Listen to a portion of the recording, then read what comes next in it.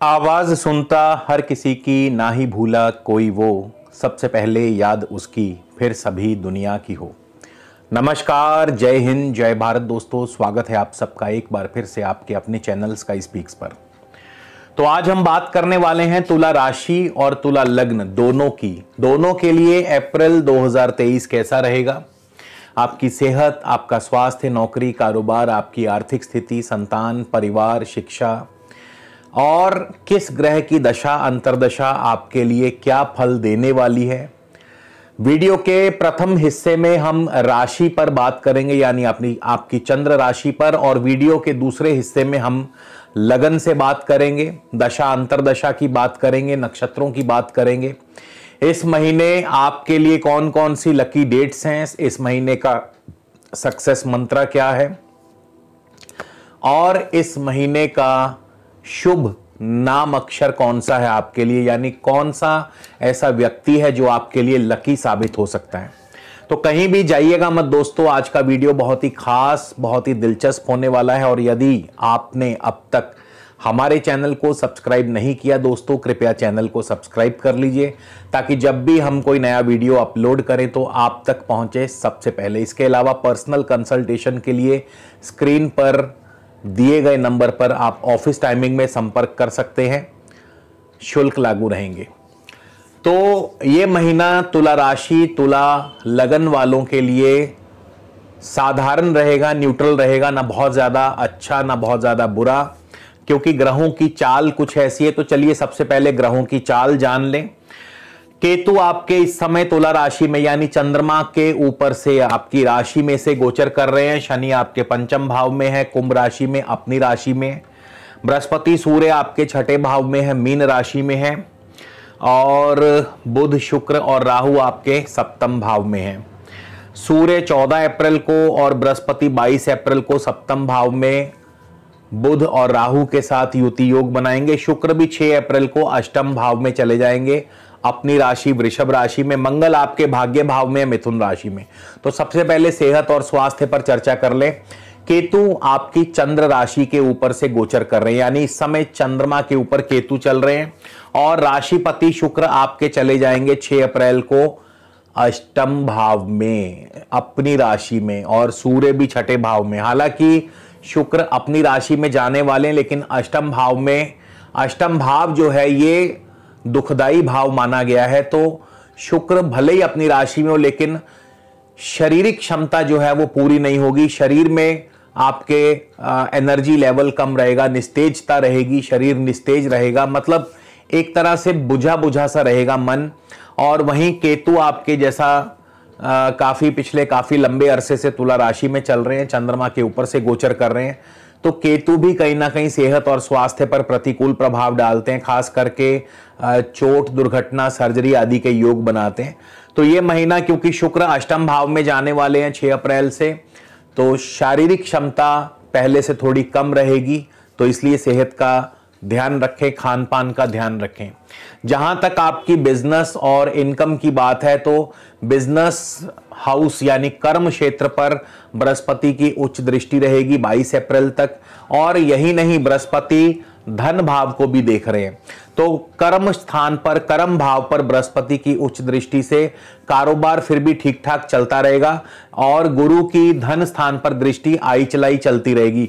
शनि की पंचम भाव से दृष्टि है आपके धन भाव पर, और शनि लाभ स्थान पर भी दृष्टि जमाए बैठे हैं।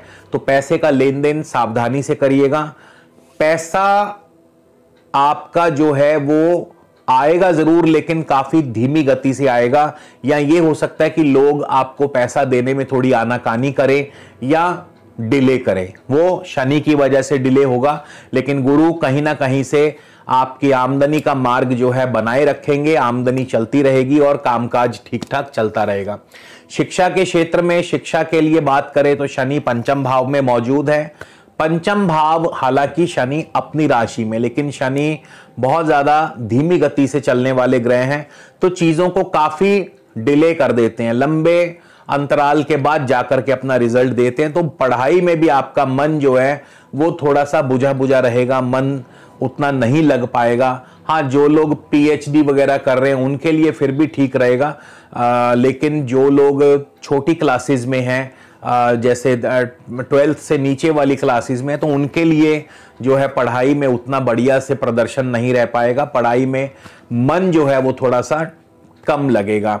और इसके अलावा आपके संतान की बात करें तो वही चीज संतान पर भी लागू होती है, तो संतान की प्रगति में भी धीमी गति ले आते हैं। मतलब ऐसा नहीं है कि प्रगति होगी नहीं, लेकिन चीजें बहुत ज्यादा डिले कर देते हैं, जिसकी वजह से कई बार समय निकल जाता है और आपको समय पर अगर कोई चीज ना मिले, आपकी समय पर अगर प्रगति ना हो, तो फिर उसका कोई अर्थ नहीं रह जाता है। इसी तरह लव लाइफ में भी, प्रेम संबंधों में भी शनि के प्रभाव से नीरसता जो है आती है। शनि क्योंकि बहुत ज्यादा कोल्ड ग्रह माने गए हैं, शांत ठंडे ग्रह माने गए हैं, तो रिश्तों को भी ठंडा कर देते हैं, चीजों को भी ठंडा कर देते हैं, चीजों को बहुत ज्यादा जरूरत से ज्यादा डिले कर देते हैं। संतान के लिए भी, जैसे गर्भवती महिलाएं हैं तो उनको भी ध्यान रखना होगा, क्योंकि शनि के प्रभाव से कई बार कोई ना कोई समस्या परेशानी आ सकती है। तो शनि पंचम भाव में भले ही अपनी राशि में, लेकिन पंचम भाव जिन बातों का कारक है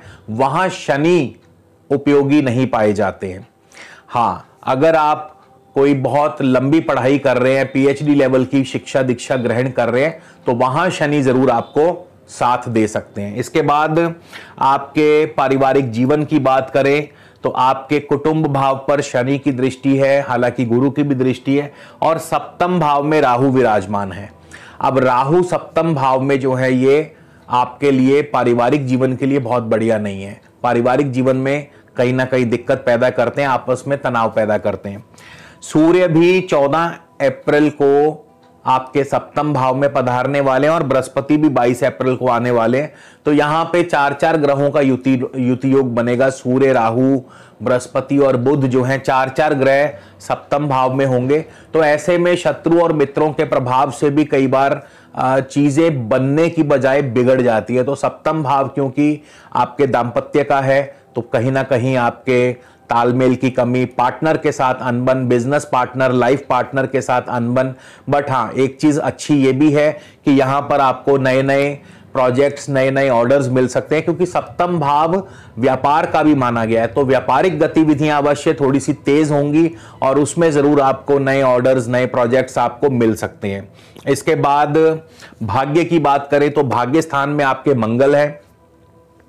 मंगल शत्रु राशि में बैठे हैं। मंगल भाग्य स्थान में, मंगल का भाग्य से कोई लेना देना है नहीं, क्योंकि मंगल की जो नैसर्गिक प्रकृति है, मंगल को मेहनत पसंद है। मंगल कर्मठ ग्रह माने गए हैं। मंगल कर्मठता के यानी कर्म करने में विश्वास रखते हैं, भाग्य के भरोसे मंगल रहना पसंद नहीं करते हैं। तो यहां पे इसलिए मंगल, और वैसे भी शत्रु राशि में, तो भाग्य की जगह कर्म पर अधिक विश्वास करेंगे। और इसके साथ साथ आपके पिता को भी कोई ना कोई शारीरिक कष्ट या परेशानी हो सकती है मंगल के प्रभाव से, तो भाग्य उतना प्रबलता से साथ आपका देगा नहीं। तो अब हम इस वीडियो के अगले भाग में तुला लगन पर चर्चा करेंगे, तो कहीं भी जाइएगा मत दोस्तों, बने रहिए मेरे साथ।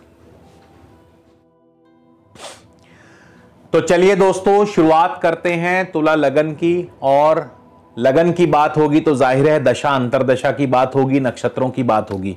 तो सबसे पहले हम लग्नेश शुक्र से ही शुरुआत करेंगे कि आपका यदि तुला लगन में जन्म हुआ है और इस समय वर्तमान में आपको अगर शुक्र की ही दशा अंतरदशा चल रही है, तो शुक्र आपको कैसा फल प्रदान करेंगे। शुक्र 6 अप्रैल को चले जाएंगे अष्टम भाव में, वृषभ राशि में।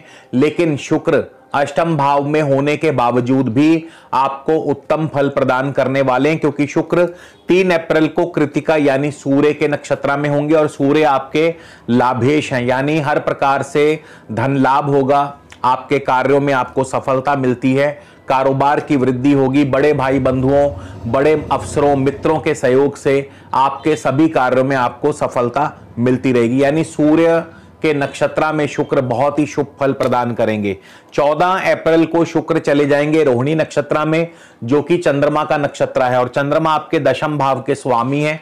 तो मान सम्मान, पद प्रतिष्ठा की वृद्धि होगी, नौकरी कारोबार में तरक्की और प्रमोशन के योग बनाते हैं। 26 अप्रैल को शुक्र चले जाएंगे मंगल के नक्षत्र में, और मंगल आपके धनेश भी हैं, सप्तमेश भी हैं। तो धन और सप्तम भाव के स्वामी मंगल उत्तम धन लाभ करवाएंगे। हाँ, पारिवारिक जीवन में थोड़ी उथल पुथल रह सकती है, क्योंकि मंगल स्वयं शत्रु राशि में है और यहां सप्तम भाव में आपके राहु बैठे हैं। तो कुल मिलाकर के शुक्र की दशा अंतरदशा कारोबार के लिए, नौकरी के लिए, आर्थिक पक्ष के लिए बेहद मजबूत रहेगी। इसके बाद केतु की बात कर लें, केतु आपको कैसा फल प्रदान करेंगे। केतु आपके लगन में है और शुक्र की राशि में है। शुक्र इस महीने अष्टम भाव में चले जाएंगे और केतु राहु के नक्षत्र में है। तो केतु की दशा अंतरदशा में सेहत और स्वास्थ्य बिगड़ेगा, और ऐसे में आपको कान संबंधी, टांग संबंधी, लेग्स में प्रॉब्लम, कानों में प्रॉब्लम, बैक एक की प्रॉब्लम या यूरिनल पार्ट्स में प्रॉब्लम आ सकती है। और केतु राहु के नक्षत्र में है तो आपके दांपत्य जीवन में भी कड़वाहट पैदा करते हैं। तो केतु की दशा से ज्यादा उम्मीद मत रखिएगा। इसके बाद राहु की बात कर लें, राहु आपको कैसा फल प्रदान करेंगे। राहु आपके सप्तम भाव में है। जहां तक दांपत्य जीवन की बात है तो राहु दांपत्य जीवन के लिए बढ़िया नहीं माने जा सकते। राहु हमेशा ही सप्तम भाव में कलह कलेश पैदा करते हैं, आपस में तालमेल की कमी करते हैं। लेकिन राहु सप्तम भाव में मंगल की राशि में, मंगल धनेश भी हैं। व्यापारिक गतिविधियों के लिए राहु बहुत बढ़िया रहेंगे। व्यापार की वृद्धि करते हैं, धन की वृद्धि करते हैं, नए नए ऑर्डर्स, नए नए प्रोजेक्ट्स आपको दिलवाते हैं। तो कुल मिलाकर के राहु मिश्रित फल देंगे। पारिवारिक जीवन के लिए राहु शुभ नहीं है, लेकिन व्यापार के लिए राहु फिर भी आपको शुभ फल प्रदान करेंगे अपनी दशा अंतरदशा में। इसी तरह शनि की बात कर लें तो शनि की दशा अंतरदशा कैसा फल प्रदान करेगी। अब शनि जो है, शनि भी राहु के नक्षत्र में है, तो शनि भी राहु की भांति ही आपको फल प्रदान करेंगे, जैसा मैंने आपको राहु के अंतर्गत बताया। इसके बाद बृहस्पति की बात कर लें। बृहस्पति छठे भाव में है, बृहस्पति अपनी राशि में है, लेकिन बृहस्पति 1 अप्रैल को होंगे रेवती नक्षत्र में। तो बृहस्पति की दशा अंतरदशा में लंबी दूरी की यात्राएं, विदेश यात्राएं, फॉरेन सेटलमेंट, इंपोर्ट एक्सपोर्ट का कारोबार और खर्च और निवेश भी बढ़ेंगे आपके, क्योंकि बुध जो है रेवती नक्षत्र के स्वामी, बुध जो है नवम और द्वादश भाव के स्वामी हैं। इसके बाद 22 अप्रैल को बृहस्पति अश्विनी यानी केतु के नक्षत्र में प्रवेश करेंगे, तो वही सब फल प्रदान करेंगे जो केतु के अंतर्गत मैं आपको ऑलरेडी बता चुका हूं। सूर्य की बात कर लें, सूर्य आपको कैसा फल देने वाले हैं। तो सूर्य भी आपके छठे भाव में है। 14 अप्रैल को सूर्य सप्तम भाव में चले जाएंगे। अब सूर्य 1 अप्रैल को रेवती यानी बुध के नक्षत्र में होंगे, तो यहां सूर्य भी आपको विदेश यात्रा, विदेश में सेटलमेंट, लंबी दूरी की यात्रा, इंपोर्ट एक्सपोर्ट का कारोबार आपका बढ़िया चलेगा और खर्चों को बढ़ाते हैं। 14 अप्रैल को सूर्य भी केतु के नक्षत्र में प्रवेश करेंगे, तो केतु का ही फल प्रदान करेंगे, यानी सेहत और स्वास्थ्य का आपको ध्यान रखना होगा। और 28 अप्रैल को सूर्य भरणी यानी शुक्र के नक्षत्र में जाने वाले हैं। शुक्र भी आपके अष्टम भाव में है, तो यहां पर आपके कार्यों में विघ्न और बाधाएं, सेहत और स्वास्थ्य के संबंध में चिंता और परेशानी पैदा करते हैं, और आपको किसी न किसी से अनबन या कोर्ट कचहरी, शत्रुओं से परेशानी, इस तरह की दिक्कतें आपको आ सकती हैं। तो सूर्य की दशा अंतरदशा भी कुछ इस प्रकार से रहेगी। बुध की बात कर लें, बुध आपको कैसा फल देने वाले हैं। तो बुध भी इस महीने के आरंभ में 1 अप्रैल को अश्विनी यानी केतु के नक्षत्र में होंगे, केतु की भांति फल प्रदान करेंगे। उसके बाद 8 अप्रैल को बुध चले जाएंगे भरणी नक्षत्र में, जो कि शुक्र का नक्षत्र है, और शुक्र आपके अष्टम भाव में है। शुक्र अष्टम भाव में सेहत और स्वास्थ्य के लिए अनुकूल नहीं है, कार्यों में विघ्न और बाधाएं पैदा करते हैं। तो इस प्रकार से बुध की दशा अंतरदशा भी आपके लिए कुछ खास फल आपको नहीं दे पाएगी। मंगल की बात करें, मंगल आपके जो हैं आर्द्रा नक्षत्र में, राहु के नक्षत्र में होंगे 1 अप्रैल को। अब राहु आपके सप्तम भाव में है, तो जैसा मैं ऑलरेडी बता चुका हूं राहु के अंतर्गत कि दांपत्य जीवन के लिए राहु शुभ नहीं है, लेकिन व्यापारिक गतिविधियों के लिए, कारोबार के लिए और धन की वृद्धि के लिए राहु आपको शुभ फल प्रदान करेंगे। तो वैसा ही फल मंगल भी आपको देंगे। और 22 अप्रैल को मंगल चले जाएंगे गुरु के नक्षत्र में। भागा दौड़ी बढ़ती है, स्थान परिवर्तन, छोटी मोटी यात्राएं और नौकरी में अनुकूलता प्रदान करते हैं। आर्थिक पक्ष भी आपका पहले से मजबूत होगा। वहीं चंद्रमा की बात करें, चंद्रमा आपको कैसा फल देंगे अपनी दशा अंतरदशा में। तो चंद्रमा आपके दशम भाव के स्वामी हैं। अगर आपकी कुंडली में चंद्रमा शुभ है, चंद्रमा अपनी राशि में है, मित्र ग्रहों के साथ है, मित्र ग्रहों से दृष्ट है, तो यकीन मानिए चंद्रमा की दशा अंतरदशा में नौकरी में, कारोबार में तरक्की, प्रमोशन, मान सम्मान की प्राप्ति, राजनीतिक सामाजिक क्षेत्रों में आपको सफलता मिलती है। लेकिन अगर चंद्रमा इसके विपरीत है, अशुभ है, नीच है, शत्रु ग्रहों से दृष्ट है, तो फिर चंद्रमा चाह करके भी आपको शुभ फल नहीं दे पाएंगे। आपके दाम्पत्य जीवन में कड़वाहट पैदा करते हैं, नौकरी कारोबार में आपको विघ्न और बाधाएं पैदा करते हैं और धन की हानि करते हैं। तो ये तो था ग्रहों का गोचर। लगन के अनुसार इस महीने की जो लकी डेट्स हैं नोट कर लीजिए। 1 अप्रैल, 2, 3, 4, 11, 12, 18 और 19 अप्रैल, उसके बाद 22, 23 और 27 से लेके 30 अप्रैल, ये आपके लिए लकी डेट्स हैं। इन दिनों में कोई भी कार्य शुभ रहेगा आपके लिए।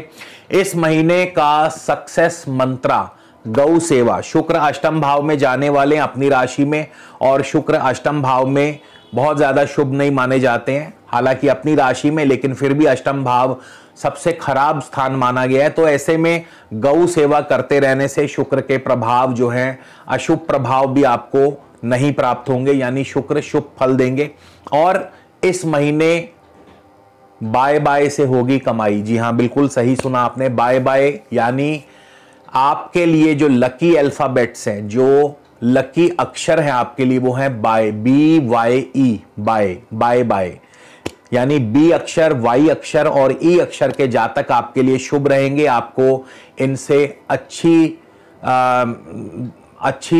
सपोर्ट प्राप्त होती रहेगी, या इनसे आपको कुछ ना कुछ फायदा अवश्य मिलेगा। तो दोस्तों, ये था तुला राशि, तुला लगन के लिए अप्रैल 2023। अगले वीडियो में फिर मिलेंगे, तब तक के लिए नमस्कार, जय हिंद, जय भारत।